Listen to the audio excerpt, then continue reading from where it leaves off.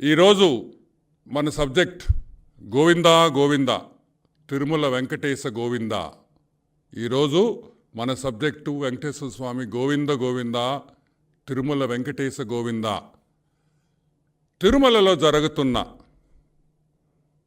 అవినీతి, తిరుమలలో జరుగుతున్న దొంగ పనుల గురించి ఈరోజు ఈ ప్రెస్ మీట్ మనం పెడుతున్నాం.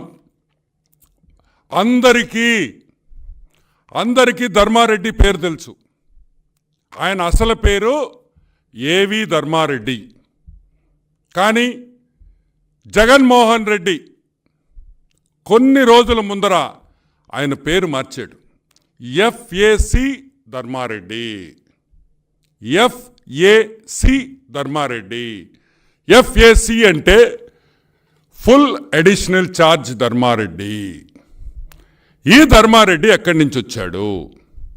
ఈ ధర్మారెడ్డికి ఆంధ్ర రాష్ట్రానికి సంబంధమే లేదు. ఈ ధర్మారెడ్డి ఉండింది ఢిల్లీలో. ఢిల్లీలో ఎక్కడ పనిచేస్తున్నాడు? ఇండియన్ డిఫెన్స్ ఎస్టేట్ సర్వీసెస్లో పనిచేస్తున్నాడు. ఎక్కడ? ఇండియన్ డిఫెన్స్ ఎస్టేట్ సర్వీసెస్లో పనిచేస్తున్న ధర్మారెడ్డి ఆర్మీ అంటే మీరు అనుకుంటారేమో డిఫెన్స్ అనగానే ఆయన తుపాకీ పెట్టుకొని చైనా బార్డర్ కాడు ఉంటాడని. అంత సీన్ లేదు. ఆయన ఆర్మీ ల్యాండ్ ఎక్కడెక్కడ ఆర్మీ ల్యాండ్ ఉందో, ఎక్కడెక్కడ కంటోన్మెంట్స్ ఉంటాయో ఆ కంటోన్మెంట్లో పనిచేసే వ్యక్తి ధర్మారెడ్డి. ఓకే, ధర్మారెడ్డికి ఎఫ్ఏసి ధర్మారెడ్డికి అసలు అర్హుడా? తిరుపతి దేవస్థానం ఈవోగా ఉండే అర్హుడా కాదా అనేది పాయింట్. మేము అడుగుతున్నాం.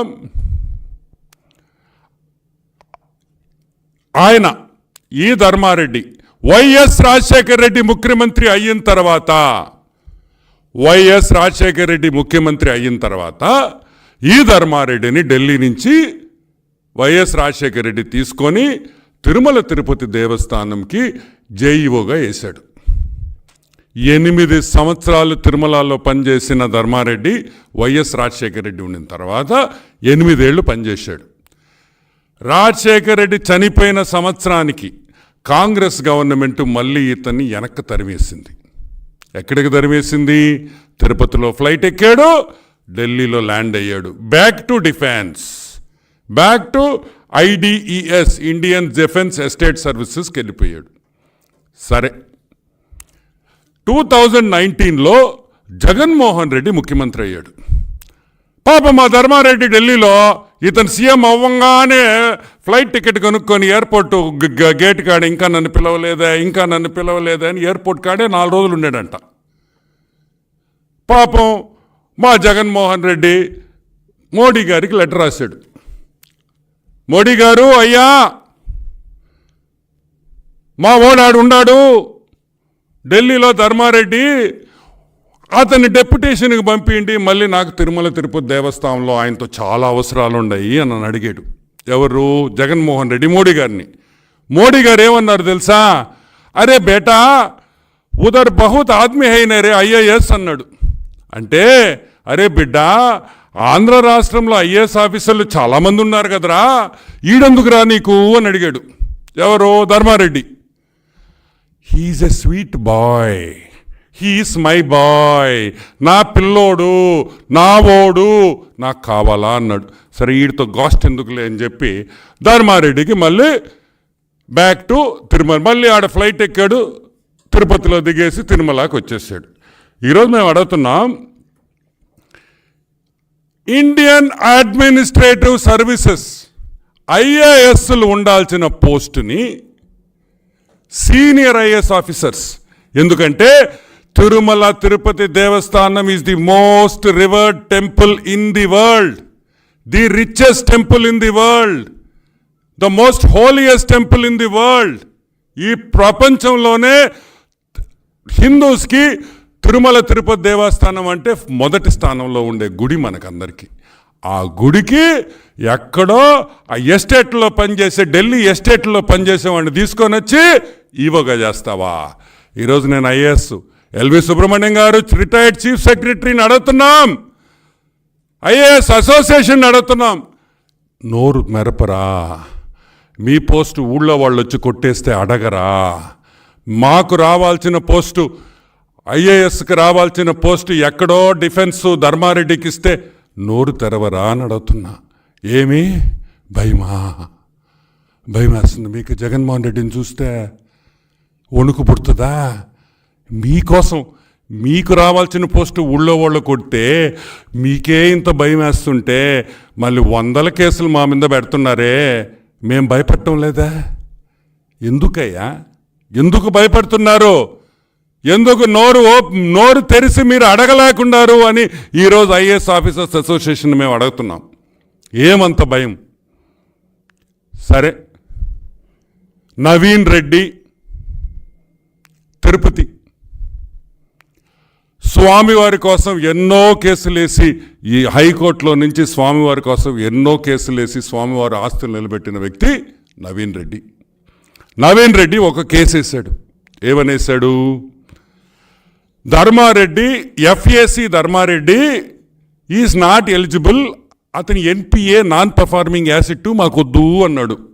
తిరుమల తిరుపతి దేవస్థానానికి అర్హుడు కాదు అని కేసేస్తే జస్టిస్ బి కృష్ణమోహన్ గారు, AP high court justice B Krishna Mohan గారు 15/9/2002లో జడ్జిమెంట్ ఇచ్చారు. అతను అర్హుడు, అతనికి రైట్ ఉంది, అతను ఉండొచ్చు అని జస్టిస్ బి కృష్ణమోహన్ గారు సింగిల్ బెంచ్ జడ్జిమెంట్ ఇచ్చినారు. ఫైన్. హైకోర్టు జస్టిస్ మనమేం మాట్లాడకూడదు ఆ జడ్జిమెంట్ మీద, నాకు మాట్లాడడం కూడా ఇష్టంలే. కానీ ఇంకా చాలా విషయాలు ఉన్నాయి.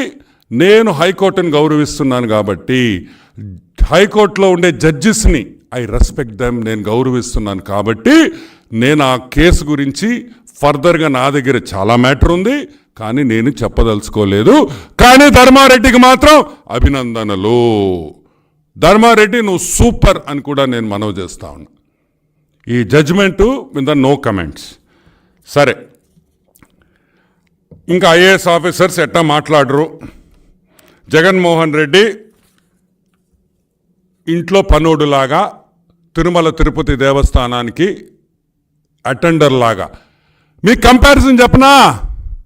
తాడేపల్లిలో సజ్జల, తిరుమలలో ధర్మ. అధర్మానికి ధర్మం అది. ధర్మారెడ్డి తిరుమలలో ధర్మారెడ్డి అట్టో, తాడేపల్లి ప్యాలెస్లో సజ్జల రామకృష్ణారెడ్డికి ధర్మారెడ్డికి పెద్ద తేడా లేదని కూడా నేను మీకు మనవి చేస్తా ఉన్నా. ఓకే, ఈ ధర్మారెడ్డి మీద ఒక కేసు ఫైల్ అయింది. మేమేలేదయో, మేమేలా కేసు. ఢిల్లీలో ఒక కేసు ఫైల్ అయింది. దీన్ దయాల్ తన్వార్ వర్సెస్ ఏవి ధర్మారెడ్డి, ఢిల్లీ కంటోన్మెంట్ బోర్డ్. ఈయన కంటోన్మెంట్లో పనిచేసేవాడు. మీ కంటోన్మెంట్ బోర్డు అంటే పెద్ద పోస్ట్ అనుకుంటారేమో. మన మున్సిపాలిటీలు ఉన్నాయి కదా, మన మున్సిపాలిటీలో కమిషనర్ ఉంటాడే, అదే పోస్టు ఈ పోస్టు. ఢిల్లీ కంటోన్మెంట్లో కమిషనర్ టైప్ ఈయన. ఆయన మీద ఒక కేసు ఫైల్ చేశాడు. ఏమని ఫైల్ చేశాడు? ధర్మారెడ్డి ఫ్రాడ్ చేశాడు. The aforesaid accused conspiring together to extort money, put us in fear of false accusation. అంటే ఎక్స్టార్షన్ అంటే ఏంది? డబ్బులు గుంజేశాడు, డబ్బులు కావాలన్నాడు, లంచం అడిగాడు అనేది ఎక్స్టార్షన్. ఎన్ని సెక్షన్లు? 166A, 192, 199, 202, 204, 211, 398, 408, 468, 469, 470, 471, 122, 120B, 341. 14 సెక్షన్ల కింద అతను కోర్టులో ఫైల్ చేస్తే కోర్టు ఏం చెప్పింది తెలుసా?